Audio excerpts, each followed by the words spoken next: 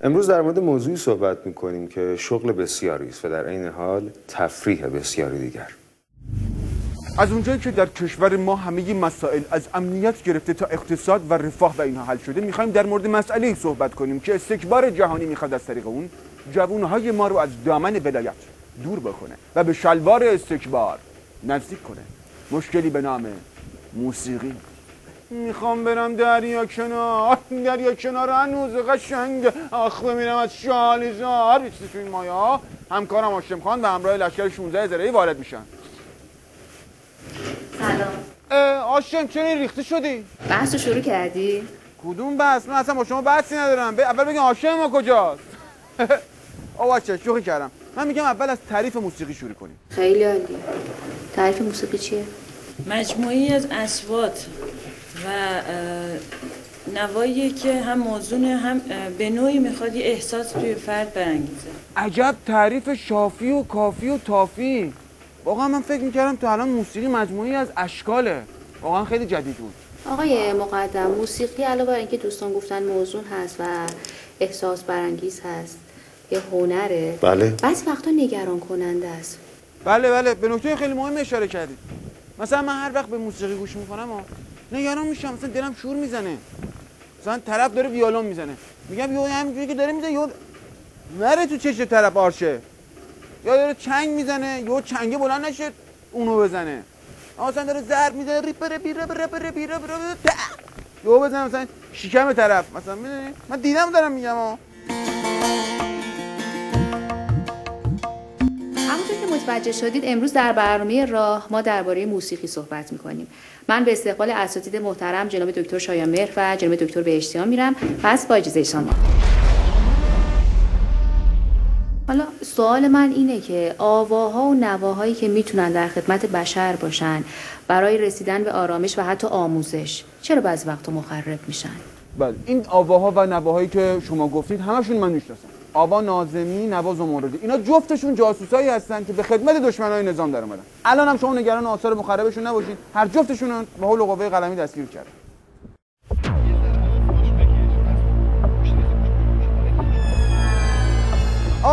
نگی تار کن اول صورتمو.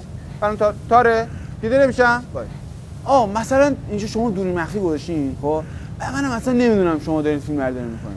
بعد مثلا منم موسیقی رپ گوش کردم، اومدم اینجا تمایلات براندازانه تو نهادم زبونه کشیده. اینجوری مثلا باشه. تاریه چی شد؟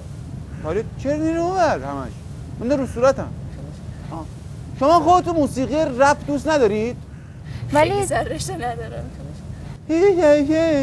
سررشته نداری بیخود کردیم اومدیم مصاحبه میکنیم. آقای رحیم مشایی رو میفرستید که الان سررشته امور دست گرفته. همچین عزمارم بادکش کرده که اصلا نفهمیدم چی شد. یکم روزمرگی داره فکر میکنم، درسته؟ کی؟ رحیم مشایی یا مقام عظما؟ چی شد؟ به امام فوش. بابا این تاریه چی شد؟ نمیره این بره میره اون بره رو صورتمون طبیعت رو داری تار میکنی. نه منظورم موسیقی رپ، میگم روزمرگی انسان‌ها خیلی، درسته؟ مزخرف چرا میگی؟ ببین من اولین موسیقی رپی که گوش کردم رفتم تظاهرات، دومین رپی که گوش کردم ماشین نیروی انتظامی آتش زدم، CD سوم رفتم تو کار قتل و جنایت و اینا. الانم 14مین CD رو شروع کردم که دیگه دارم میرم سمت بیت رهبری. تو هم حواست به خودت جمع باشه. ایشالله.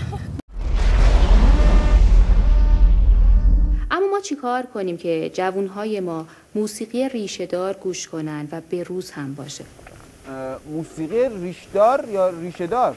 میگم ریشدار باشه. بله ریشدار. موسیقی آقای سعید حدادیان، حاج منصور عوضی موسیقی ریش داره.